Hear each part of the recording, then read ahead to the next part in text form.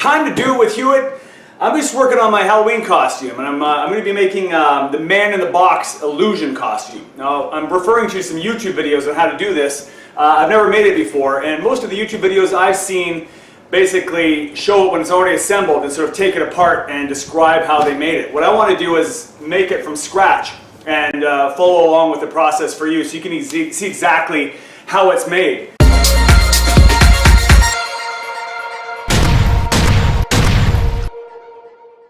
Let's start off with showing you all the materials that I've got, and we'll go from there. I think it's worth trying to pick up one of these styrofoam heads if you can. I got this at Dollarama, I believe. So for a couple of bucks, they had a big box of these heads, and it makes it a lot easier. And same thing at the dollar store, Dollarama, I was able to pick up a pretty basic mask. You can use something scary if you want. I wanted to kind of make it look somewhat like a real person.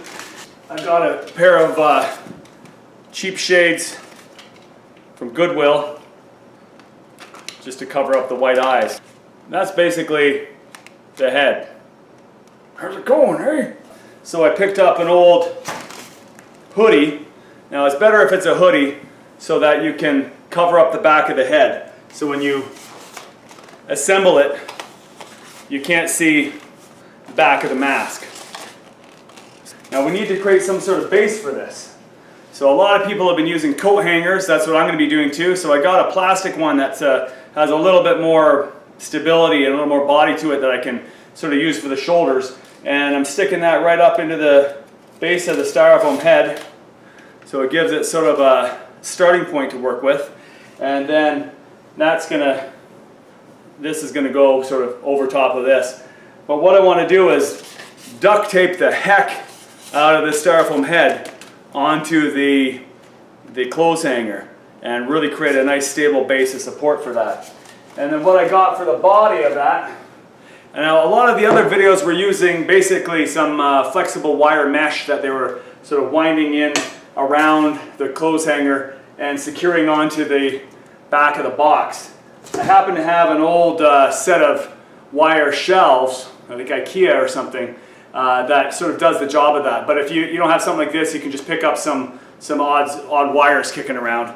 And what I'm going to do is basically secure that to that clothes hanger and use that as my body, as the base, and then pack a lot of padding around there, duct tape the heck out of this again, secure it. Recommend you pick up a bunch of twist ties, an old pair of shoes for the fake legs. I like these old Chucks because it's canvas, it's going to be easy to safety pin onto the legs.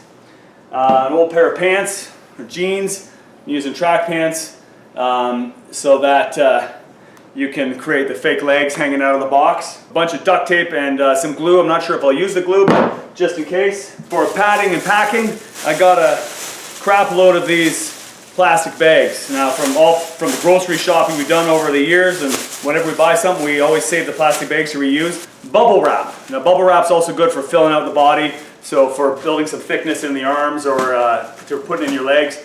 Now what I plan on doing is unwrapping the bubble wrap and winding it around a bunch of the bags. I also got a couple of these at the dollar store for a couple bucks, these Halloween arms. So I'm going to use that in the hoodie for the actual arms, but it's not necessary. As long as you just pack up the arms with something to make them look real, and then get a old pair of work gloves, stuff them up as well, that will do the trick too. For the legs, to fill them out, I've seen people just stuff it with these plastic bags, also pool noodles, but I managed to pick up this, what is it, flex pipe for dryers.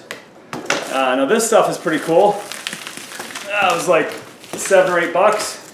It's about 8 feet, so that's going to be the legs. I also got some of this nylon strap. I actually had some kicking around. In case I find it hard to hold the weight of the box up on me, I may design some sort of harness under my shirt to sort of keep it up, but we'll see how it goes.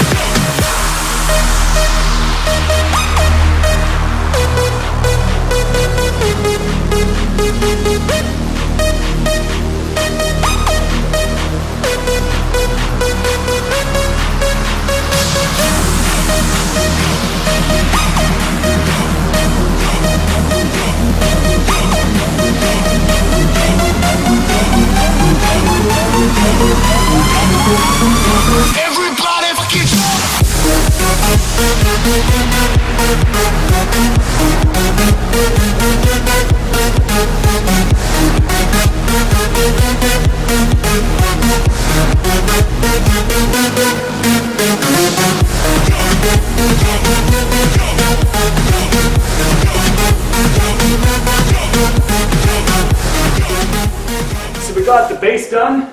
I basically wrapped some bubble wrap and duct tape around a bunch of plastic bags and a couple of coat hangers onto this wire mesh here to support the head. And I got a little bit of bubble wrap and bags here to start the base of the shoulders and arms. Now I'm going to attach these fake arms I got on with some twist ties.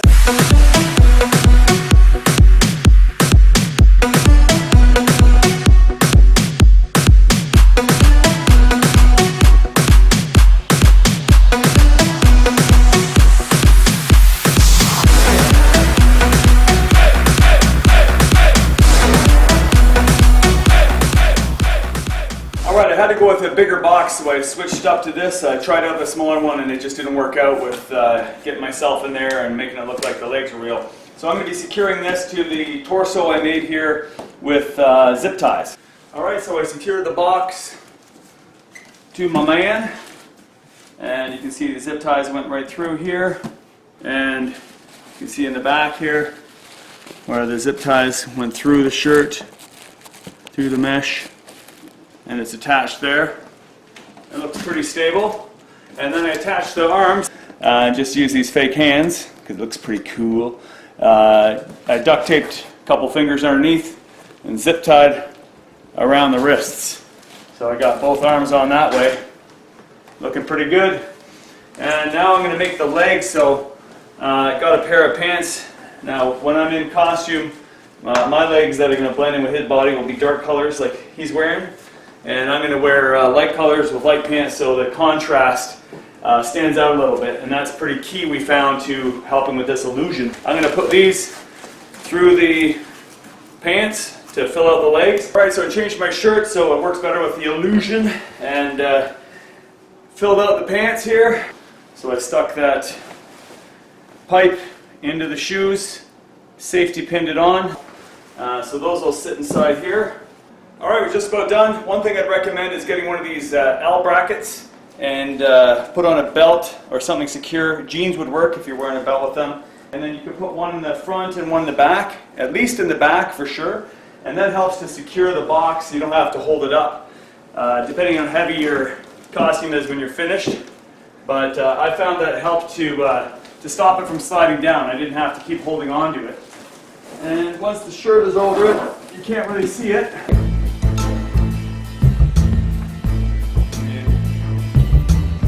That's great.